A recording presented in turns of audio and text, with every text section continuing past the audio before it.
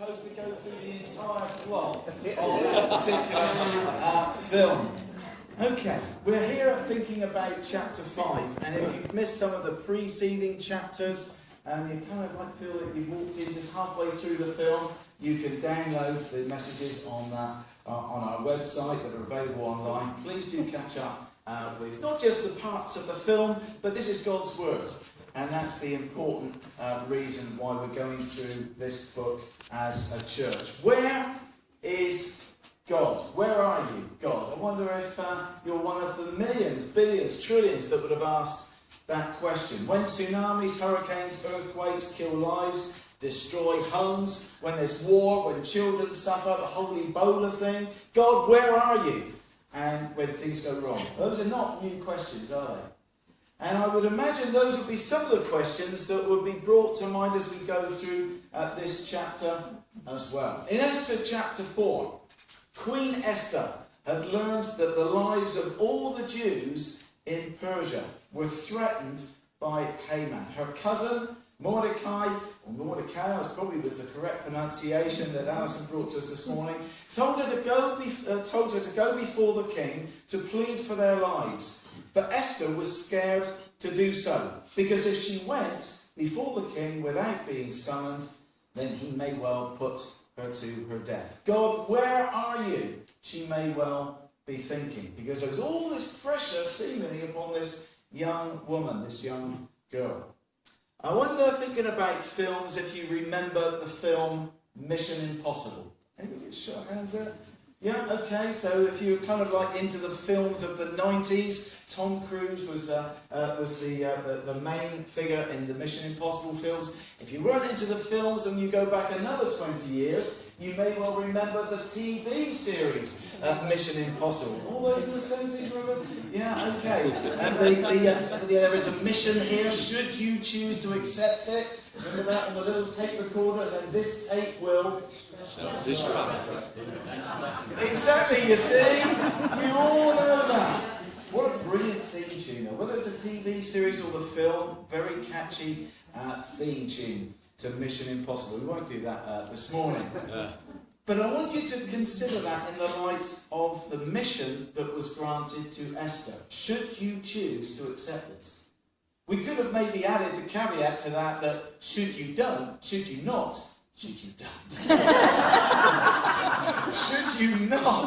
choose to accept it, you and all your people are going to die. In one sense, one could argue she didn't have any choice. When Esther accepted that mission that Mordecai gave her, she was agreeing, I think, to embark on Mission Impossible. Might sound a small thing for ourselves. All she had to do was go and talk to the king. She was queen after all.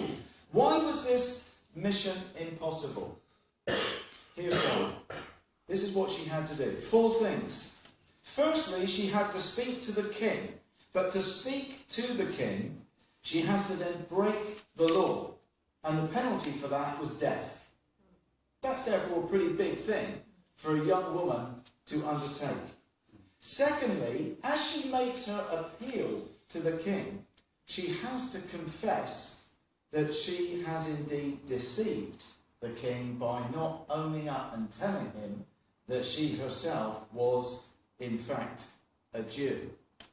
Thirdly, Esther must attempt to somehow convince the king to reverse a decree that he had impulsively passed, yet laws in the Persian Empire were irrevocable. And fourthly, Esther must oppose Haman, the king's right-hand man. What chance did she have?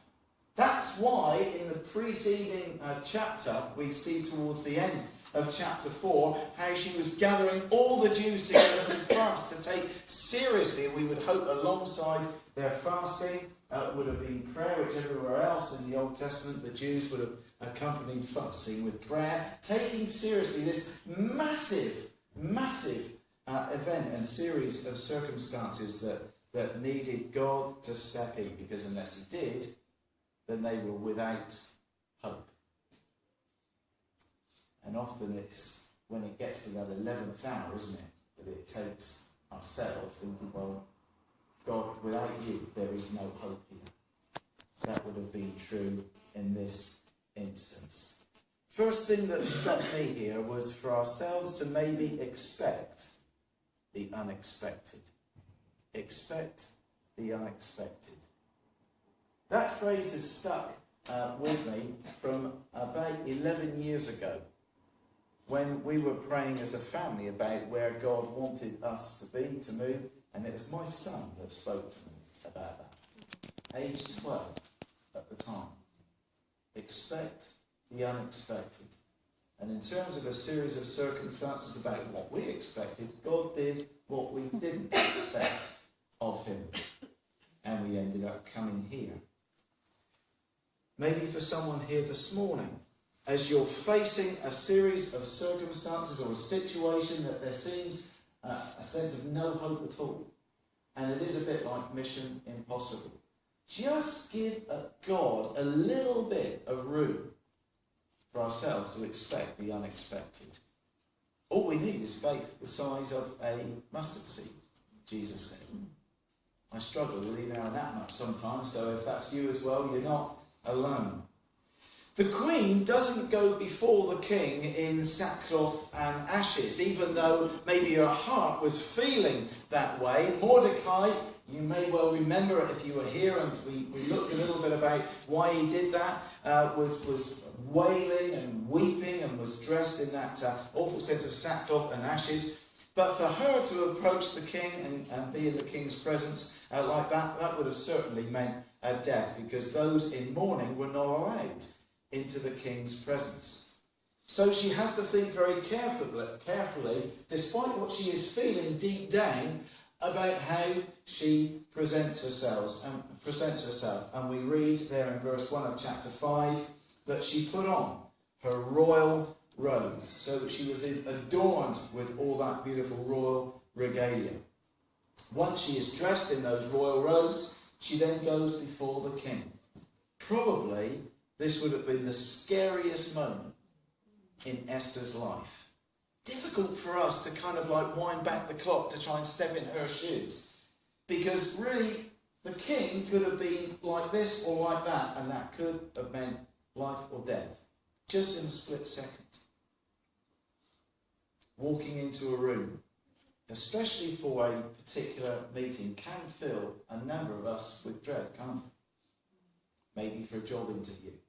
It may well be a place that you've never been to before. It could have been the first time, even this morning, that you've been here. Something that's drawn you here, filled with dread, that sense of nerves as you feel as you come in here. But for none of us would we have as a potential outcome the death penalty. Esther goes in. She stands in the court. Her eyes meet the king's meet hers. And I'm sure if this was Hollywood, that would have been a long drawn out sequence as the sense of emotion takes over. The king is pleased to see her, so we can all breathe a sigh of relief, and he offers to her the golden scepter, which means she's welcomed into his presence. Seemingly something small, but offers amazing hope. Hold on to hope when it feels like what we're facing is hopeless. With God, there is always hope. On the face of it, there was little to no hope at all for Esther, if we truly understand the context and the culture of the time. But there was another story that was outplaying itself beneath the surface. God had everything in hand. He was about to fulfill his purposes.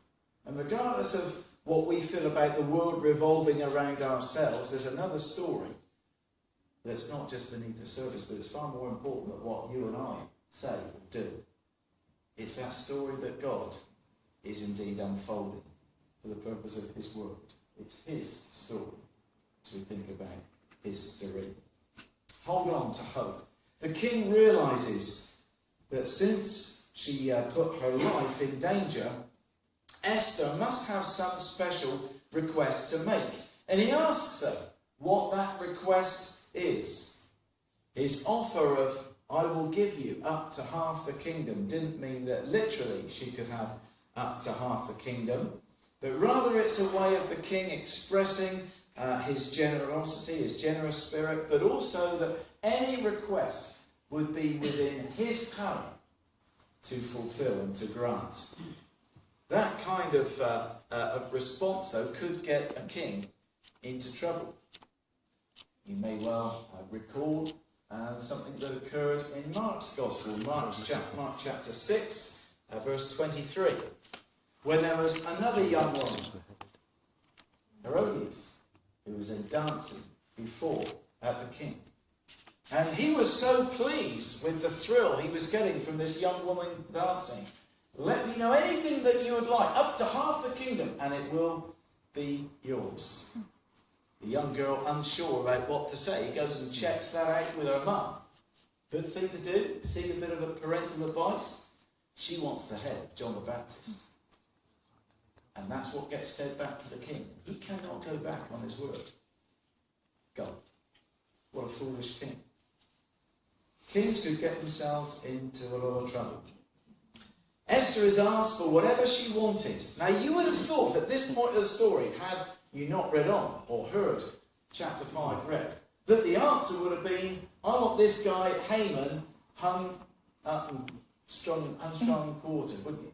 But no, all she does is say, well, I'd like us to actually go to Wetherspoons together, the three of us, or their equivalent. Timing is everything. For her to immediately have asked for the head of Haman would have been completely offensive in Middle Eastern culture. It would have been missing out a lot of the going around the houses as they would tend to do. She operates within the protocol of the time, but King Xerxes knows there's something on her mind. At the banquet that's there for the three of them, King Xerxes, Queen Esther, and Haman, just the three of them, supposedly, that banquet would have been a mixture maybe of wine, desserts and cheeses. He asks her again, the king asks his queen again. So what is it then really that is on your mind? Well, he's had a few drinks now. Prime time, surely, for her to say, okay, this is an opportunity that God has given me, this is what I want. His curiosity continues to ripen, like that great movie scene, that the tension builds. Just when we think that Esther's going to make a request, she invites the king and Haman to yet another meal the next day. What is going on? At this point, it struck me there's one of two responses as to what's going on. Maybe we can either conclude that she is being led by the Spirit of God as to what to do and when to do it and how to do it, or she is completely bottling this through fear. One of those two things must be going on. But sometimes those two things can actually go together, can't they? It may well be that God has given us a particular opportunity, but we are so kind of wrapped up with our own sense of fear. Fear of what outcome might be, fear of failure, and we may well bottle it, but sometimes God brings those two things together and brings about his purposes, his plan, his will, despite how we are. Whichever of those two things are going on, I'm not too sure. It may well be that sort of fear. You know, remember maybe seeing people on the end of a diving board, maybe the kids that just about to dive in a swimming pool. I ain't going to go anywhere near a diving board, I have to say. But it may well be they've seen their mates jump off into the swimming pool. And then the next one does. And there's all the camaraderie there that's kind of like being whipped up into a frenzy. And then it gets to a little kid's opportunity and he gets to the edge of the diving board. Shall I, shan't I? And he's just not got the courage to jump.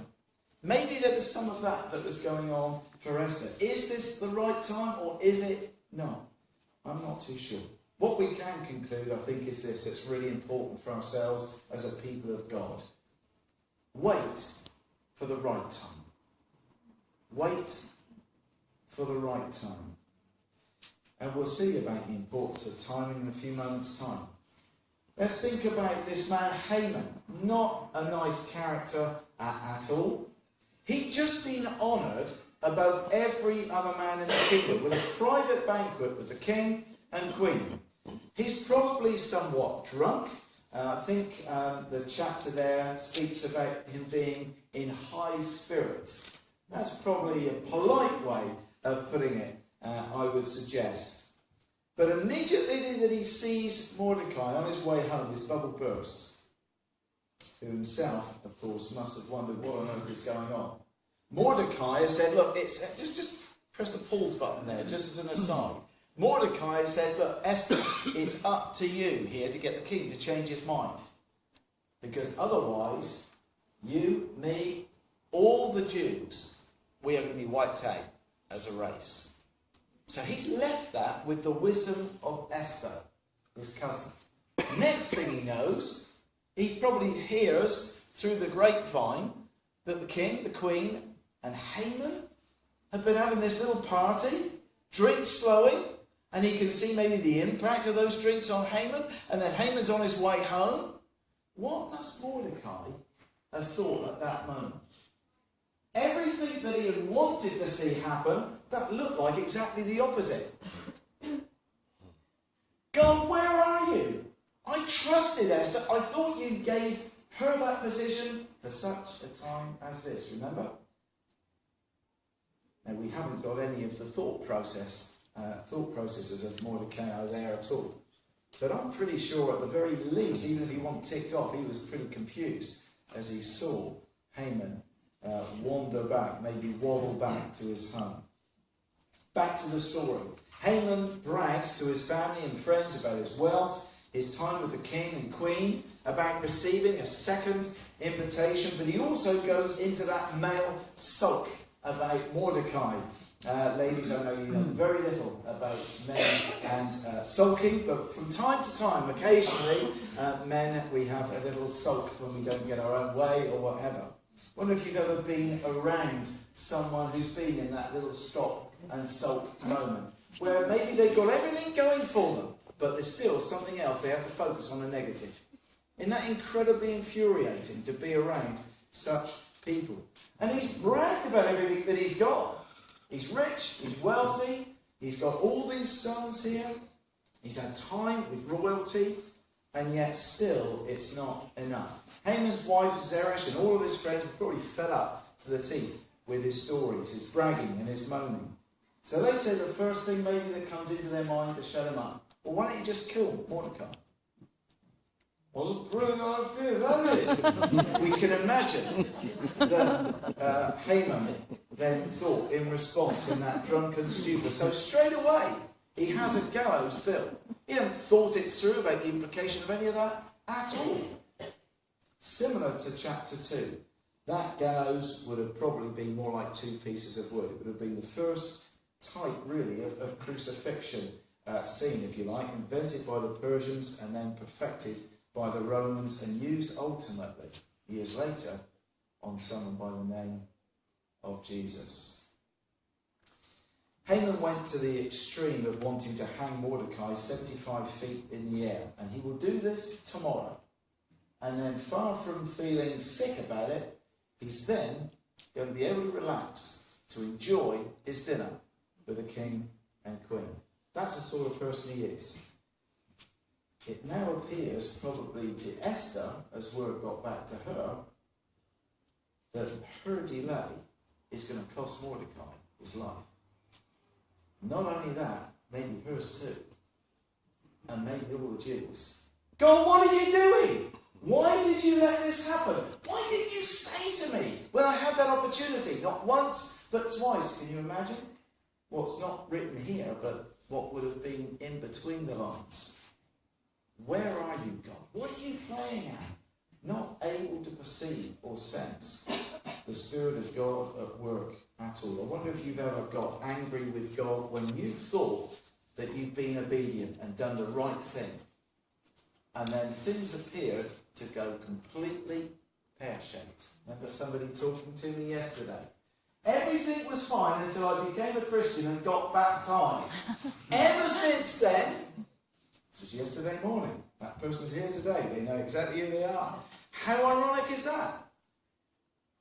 And we can imagine that Esther was feeling something different. We wonder where God is or what he's playing. But again, in that world that is unseen, we call it the spiritual realm. We like to kind of kid ourselves that we understand what's going on in the heavens. There's some major battles, major stuff kicking off in a realm that we don't yet understand. But God is in control. And though Haman builds a gallows, we'll see is that it is God who ultimately wants the gallows built. Proverbs chapter 16 verse 18 reminds us that pride goes before destruction and a haughty spirit before a fall. We've got two people's responses in terms of an opportunity to do something. Esther bides her time. Haman, rush of blood, sends off an email to his mates without thinking. Get the gallows built. Send. Who got it right? The one who acted impulsively, in a rash way, or the one who took their time? If you know where the story's going, it was the one who chose to wait for the right time. There's a lesson for us here. And that lesson is this. We need to learn to trust God. We need to learn to trust God. And if I needed confirmation at all of that being our final point this morning, I received an email only last night. Maybe it had been sent before last night. I opened it last night, where somebody's been wrestling with this thought about us as a people of God needing to trust God. We might think, of course, God's people are meant to trust God, but there are seasons when that which we know to be true, we need to be reminded of. Isn't that the case? I got that reminder last night. That song that we sing, "The Lord's my shepherd, and I will trust in you alone." It's been a song that's been on that person's mind all week. And again, they're here this morning. Like Esther, we live in a completely pagan society. We know that. Like Esther, we live in an age where we can't depend on miracles or visions or voices from out of the heavenlies to guide us. Like Esther, we regularly face difficult ethical questions in a world that tends to be hostile to many of our traditional Christian convictions. And in such a world, and in the midst of those circumstances, what are we to do? Well, my ultimate answer is, I don't know, sorry about that. You were just about to, brilliant, here comes the wisdom. Oh, in fact, how good that was. I'm just being honest. There are times when I do not know. But what I do know is this. It's important that we take time out before we make key decisions. Some of you, I'm sure, with a group this size, will have some key decisions coming up. This week, this month, maybe this year. Take time out before a rush of blood prompts you to make a hasty decision. Wait for the right time. Thirdly, trust God. Trust God. Without communicating what we're going to communicate over our time of celebrations, as we think about our new youth and families support worker, I know a few of you know who that is. Word gets around pretty quick in places like churches, I'm aware of that. But the persons that we've appointed, their own journey, about 2 or 3 months ago, they sensed the Lord say to them, and I've discovered this subsequently, I want you to be ready for a change that I'm going to bring about in your life. And that was something that didn't go away. And then a couple of months down the line, then Dom resigns, moves on to Oxford for another job. And that was then the sense of God then beginning to get to work as to what that shift and change of direction might be. Fascinating story. It's all about timing. Had that individual 3 months ago heard that sense of there's going to be something different happening. That's from God, right? Well, I'd better make sure I do something different. Can you see how something that started with a God thing can quickly change to ourselves then trying to make something happen that the timing wasn't there? It's holding on to what God said and waiting then for the right time to act. And this is the real heart of the matter. That sense of being big enough to trust God. When we do those things, taking time out before making key decisions, waiting for the right time, trusting in Him, then like Esther, mission possible in our eyes can then become mission possible when placed in the hands of Almighty God. I want you to think, just as we come to a time of stillness, about something that you feel God might be wanting you to place in His hands. That's going to be different for each of us, so I'm not dictating anything to you. But I'm pretty sure for most of us, we could quite quickly have something come to the forefront of our minds that we need to trust God, that we need to place in His hand.